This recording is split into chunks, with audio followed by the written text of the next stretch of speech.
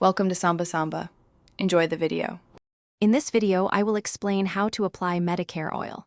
Start by washing hands and setting out a clean towel, applicator, and the oil in a well-lit area.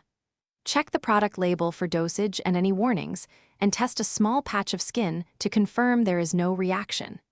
Use gentle motions and avoid broken skin, mucous membranes, and contact with eyes for safe and effective application.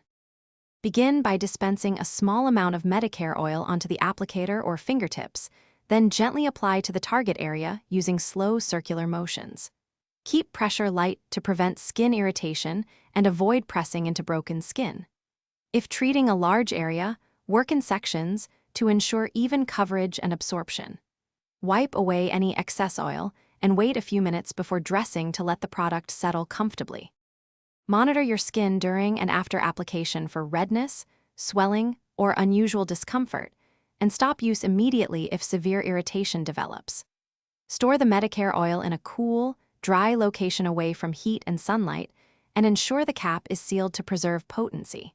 If you have pre-existing skin conditions or are taking other treatments, consult a healthcare professional before regular use to avoid interaction. Thanks for watching. Consider subscribing if we helped you.